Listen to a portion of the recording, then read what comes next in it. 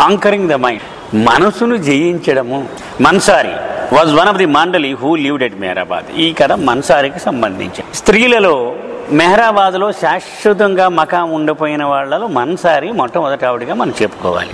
She had been there pretty since 1938.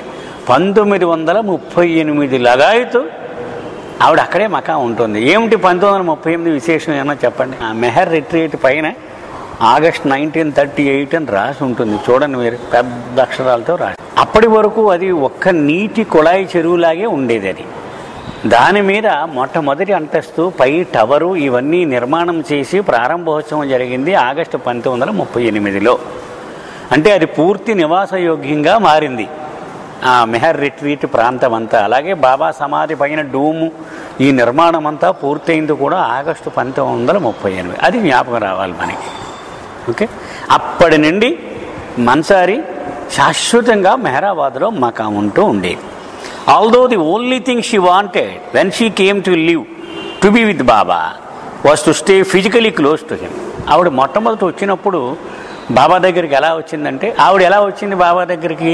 Sorabji Desai అని ఒక ఆయన ఉన్నాడు. బాబా మంజిలీమీంలో బొంబాయిలో ఉంటూ ఉన్నటువంటి రోజులలో 1922 ఆ సంవత్సరాల్లో ఒక ఇద్దరు సభ్యుల్ని ప్రత్యేకంగా గుజరాతీ భాషలో ఉపాసనీ మహారాజ్ యొక్క జీవితాన్ని వ్రాయించారు బాబా. వాళ్ళిద్దరూ గదిలో దూరు కూర్చోవడం, రాసేయడం ఇదే పనిగా. సో ఆ బాబా దాన్ని అంతా ప్రింట్ చేయిద్దాము, అంతా ఎడిట్ చేయించి అంతా చేసి నువ్వు నేను రాస్తే ఎవడో కొండో దీన్ని బాగా ఎవడైతే ప్రచారంలో ఉన్నాడో, కాస్త ప్రసిద్ధి చెందినవాడు ఆ ముందు మాటో చివరి మాటో రాస్తే అప్పుడు బజార్లో దీన్ని కొంటారు జనం. అంతేగాని ఇలా కాదు. పెద్దవాడెవడు, గుజరాతీ భాషలో బాగా పెద్దవాడు సొరాబ్జీ దేశాయ్ అన్నవాడు. ఇప్పుడు మనకి ఎలాగైతే డాక్టర్ సి నారాయణ రెడ్డి గారు, విశ్వనాథ సత్యనారాయణ గారు ఇలా పెద్దవాడు కదా, ఆయన ముందు మాట పరిచయం రాసేయండి, ఆ పుస్తకం ఇదేదో చూడాలండి అని మన వాళ్ళందరూ కొని చదువుతారు. అందుకని బాబా అన్నారు వాడి దగ్గరికి వెళ్ళి దీనికి పరిచయం రాయమని అడుగుదామని ఇద్దరిని పంపించారు. ఇద్దరు వెళ్ళడం, ఆయన పొమ్మడం, కోప్పడ్డం. అప్పుడు 2 సార్లు అయిపోయింది. 3వసారి వెళుతూ ఉంటే మేము వెళ్ళమన్నారు. అలా కాదు, ఈసారి వెళ్ళినప్పుడు మా గురువు ఎవరో కాదు హోమా అని చెప్పండి అని బాబా చెప్పారు. హోమా అంటే బాబా కలం పేరు అది. వీళ్ళు అలాగే చెప్పగానే అతను మొత్తం నిలువుని కారిపోయాడు, నీరు కారిపోయాడు. అతన్ని కలవడానికి ఎంత ప్రయత్నం చేశాను అని చెప్పి అతను వెంటనే బాబాకి ఉత్తరం పంపించాడు.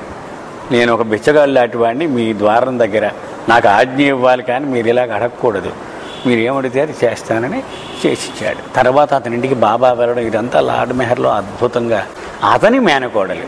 సో ఆవిడ మొట్టమొదట బాబా దగ్గరికి ఎందుకు వచ్చిందంటే, దగ్గరగా ఉంటూ ఆయనకు వండి పెడుతూ, ఆయన బట్టలు ఉతికి పెడుతూ, ఇలా చుట్టూ ఆయన అంటి పెట్టుకుని ఉండడాలి అని ఆ కోరికతో ఆవిడ అక్కడికి వచ్చింది. బాబా మాత్రం ఆవిడ మెహరాబాద్ కొండ మీద పెట్టేశాడు. ఆయన మెహరాజాద్లో ఉండేవాడే.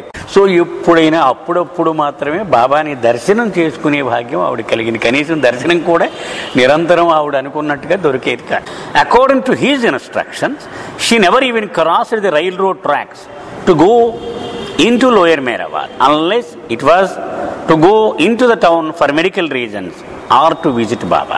ఆవిడికి బాబా ఇచ్చిన ఆర్డర్ ఏమిటంటే, కొండ మీద నుంచి రైలు ట్రాక్ దాటి వెళ్ళడానికి వీల్లేదు, కొండ మీదే ఉండాలి ఆవిడ.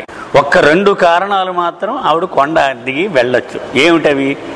ఒకటి, అహ్మద్నగర్ వైద్యం కోసం హాస్పిటల్లో డాక్టర్కి చూపించుకునే సందర్భం ఒకటి, బాబా దర్శనానికి మెహరాబాద్ జాతి వెళ్ళడం. ఈ 2 సందర్భాల్లోనే ఆవిడ రైలు ట్రాక్ దాటి కిందకి వెళ్ళేటువంటి అనుమతి ఉంది. లేకపోతే కొండ మీదే శాశ్వతంగా. ఆవిడ 30 నుంచి ఇంచుమించు 80లోనే ఎప్పుడో ఆవిడ కాలం చేశారు. ఆవిడ 50 ఏళ్ళు సుమారు అలా కొండ మీద ఉండిపోయింది ఆవిడ. ఇంకా కైకోబాద్ కుటుంబం కొండ మీద సమాధి వెనకాల ఉండేవారు, Jalu, Gulu, Jerbai. She once said that the 2 things she did not like were cooking and sewing, and now that was how she spent her time. ఆవిడ ఒక సందర్భంలో చెప్పిందట, నా చిన్నతనంలో నాకు అస్సలు నచ్చని వ్యాపకాలు 2. ఒకటి వంట వండడము, 2 కుట్లు కొట్టడం, ఏవో నెయ్యడం, అల్లడం. ఆ 2 చేస్తూ జీవించమన్నారు బాబా. ఆ 2 పనులు చేస్తూ నేను జీవితాన్ని గడిపేశాను మొత్తం. Although she lived the life of a hermit alone on the hill. ఒక సన్యాసిలాగా ఒక్కర్తే ఆ కొండ మీద రాక్షసిలాగా అలా ఉండేది ఆవిడ జీవితం అంతా కూడా. She was very lively and gregarious and loved to joke and laugh with pilgrims who came to visit and went out of her way to make them feel at home. కానీ ఆవిడ నలుగురితో కలిసిపోవడం అంటే ఇంకా ఆవిడతోటి ఎవరో సాటురారు. అంత కలుపుగోరుతనంగా ఉంటూ నవ్వుతూ నవ్విస్తూ అందరితో కలగలిసిపోతూ ఎప్పుడు జనం చుట్టూ ఉండాలంటే ఆవిడకి సరదా. సో వచ్చినటువంటి బాబాని సందర్శించడానికి వచ్చిన యాత్రికులను వాళ్ళని సౌకర్యంగా ఉంచడం కోసం ఎంత కష్టమైనా అవలీలగా ఆవిడ భరించేసేది. She was about 4 feet 4 inches tall, 4 అడుగుల 4 అంగుళాలు ఆవిడ ఎత్తు. And would gleefully announce that she was getting shorter all the time. ఆవిడ నవ్వుతూ చెప్పేదట, నేను ఏడాదికి ఇంకా ఇంకా ఇంకా కొరసైపోతున్నాను అంటే కుంగిపోతున్నా. She used to say that she was waiting until she was so short she could fit into Baba's pocket. ఆవిడ తమాషా కానిదట, ఏదో ఒక రోజు నేను ఇంత అయిపోయి బాబా కోటు జేబులో దూరి దాక్కుంటాను. And Baba nicknamed her chilli. ఆవిడకి మిరపకాయ అని పేరు పెట్టారు Baba, because of her size. ఆవిడ సైజు మిరపకాయలాగా ఉంటుందని ఒకటి, అండ్ హెర్ ఫైరీ నేచర్. సర్రమని లేచిపోయేది అనమాట ఆవిడ ఆ కోపం. అంచేత మిరపకాయ అంటే కోపం కదా, కారం అని పేరు పెట్టారు. She told me the following story. ఈ కింది కథ ఆవిడ చెప్పింది.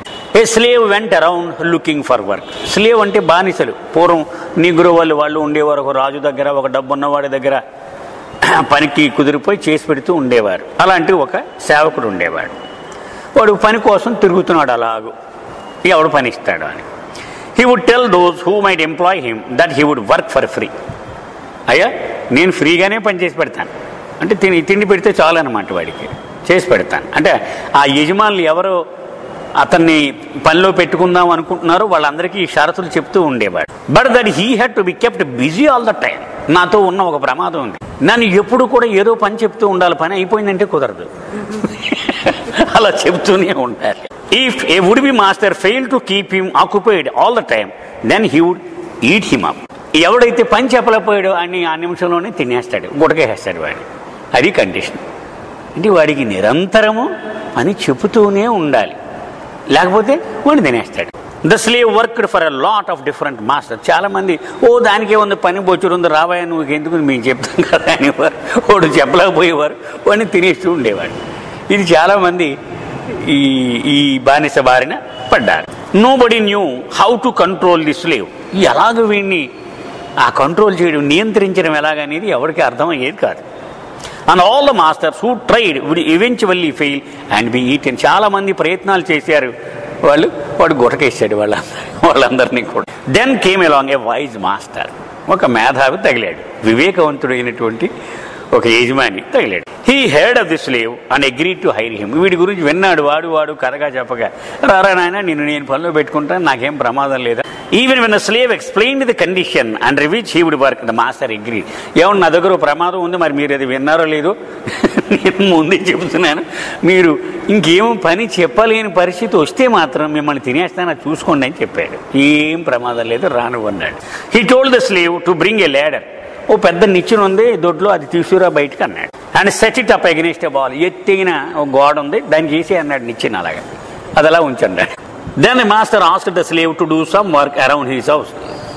అయిపోయింది కదా, ఇప్పుడు పని మొదలెడతాను నీకు అన్నాడు. అదేదో అక్కడ దొడ్లో అదంతా శుభ్రం చేసి అవన్నీ చెక్కే అన్నాడు. And as soon as the work was done he should start climbing up and down the ladder. That was his next job. చెప్పాడు, నేను ఎప్పుడు పని చెబితే అది అయిపోగానే టకటకమని నిచ్చిన ఎక్కడం దిగడం ఇదే పనిలో ఉండు. మళ్ళీ నేను నెక్స్ట్ పని చెప్పేదాకా ఇదే పని. The slave finished his work. Okay బాగానే ఉందన్నాడు. ఇతను మొట్టమొదటి చెప్పిన పని చేసేసాడు. And was happy that he could now eat up the new master. పని అయిపోయింది, చకచకా చేసేసాడు, ఇంకా వీడిని తినేయాలని అనుకుంటున్నాడు. When he suddenly remembered that the master had given him another task as well to climb up and down the ladder. వెంటనే జ్ఞాపకం వచ్చింది, అమ్మో వాడు ఇంకో పని ఇచ్చాడు, ఈ ఎక్కుతూ దిగుతూ ఉన్నామన్నాడు కదా నిచ్చిన అనుకున్నాడు. So the slave kept doing this until the master came around and gave him some other task to do. వాడు పోయి పడుకున్నాడు, పొద్దున్న లేచాడు, మళ్ళీ వచ్చాడు, వీడు ఇలా ఎక్కుతున్నాడు దిగుతున్నాడు, ఇంకో పని చెప్పాడు. ఈ పని చేశారా, అది అయిపోయాక మళ్ళీ ఇదే పరిస్థితి, నీకు మళ్ళీ ఫ్రెష్గా చెప్పక్కర్లేదు, ఇదే కండిషన్ అన్నాడు. But again he instructed as soon as you finish the work then your job is to climb up and down. This went on day after day, month after month. Finally the slave died. ఇలాగా చాలా నెలలు ఏళ్ళు అయిపోయింది. ఆఖరికి వాడు ముసలాడైపోయి చచ్చిపోయాడు కూడా బానిస. I had to admit to Mansari. కథ అంతా విన్న తర్వాత రుస్తం అన్నాడు, I did not understand the story. ఏమిటి కథ నాకు ఎందుకు చెప్పావో నాకైతే ఏం అర్థం లేదని రుస్తుం అన్నాడు. So she explain it to me. అప్పుడు ఆవిడే మళ్ళీ ఇలా చెప్పింది, the slave is one's mind. ఆ బానిస ఒక ప్రతి మానవుడికి ఉన్నటువంటి మనసు ఉంది, ఆ మనసే ఆ బానిస అనేటువంటి. The master whom the slave ate up are the owners, the humans who own the mind. ఆ యజమాని ఎవడయ్యా అంటే ఈ యజమాని అనమాట. మనం యజమాని, మన మనసు అయితే నేనే ఓనర్, నా దగ్గరికి ఇది వచ్చి చెప్పుద్ది అనమాట, ఇది కండిషను అని. The wise master is the perfect master. వాడు perfect master. To climb up and down the ladder represents repeating God's name. భగవంతుడు నామాన్ని స్మరించుకుంటూ ఉండడమే, ఏ పని లేనప్పుడు. అది ఆ నిచ్చిరెక్కడం దిగడంతో సమానము. Most ordinary humans are unable to keep their minds occupied. Mansari చెప్తోంది, సగటు మానవుడు తన మనసును ఎప్పుడు నియంత్రణలో ఉంచుకోలేడు. అది అలా పరిగెడుతూనే ఉంటుంది, గ్యాలప్ తీస్తూ ఉంటుంది. అది రకరకాల ఆలోచన ఖాళీగా పెట్టే ఉంటే, నిన్న వాడు ఏదో అన్నాడు, వాడి సంగతి చూసేయాలి, వాడు ఇలా అంటాడా, వాడి బతికెంత, వాడి సంగతి ఎంత, ఇలా అది వెళ్ళిపోతూ ఉంటుంది. అంటే ఎప్పుడో 20 ఏళ్ల క్రితం జరిగిన సంఘటనను గుర్తు తెచ్చుకుని కూడా దాని గురించి ఈవేళ బొసలు కొట్టేస్తూ ఉంటుంది. ఎందుకని ఖాళీగా ఉంది కాబట్టి. దాన్ని ఎలాగ నియంత్రించుకోవాలో మానవుడికి అంతుపట్టదు. However under the guidance of the perfect master, constant repetition of God's name while attending to worldly duties keeps the mind under control and eventually quiet. అవతారును కానీ సద్గురువు కానీ ఆయన యొక్క పర్యవేక్షణలో, ఆయన సహాయంతో ఈ మనసుకు ఆయన మీద ఒక అనుబంధాన్ని పెంచేస్తే ఆ స్మరణలో పడిపోయి మిగిలిన విషయాల గురించి దానికి శ్రద్ధ తగ్గిపోతుంది. ఆటోమేటిక్గా ఆ మనసు ఇంక మన వల్ల కాదు, వీడేం మన ఏం వింటలేదు వీడు అని ఇంకా అదే ఊరుకుంటుంది.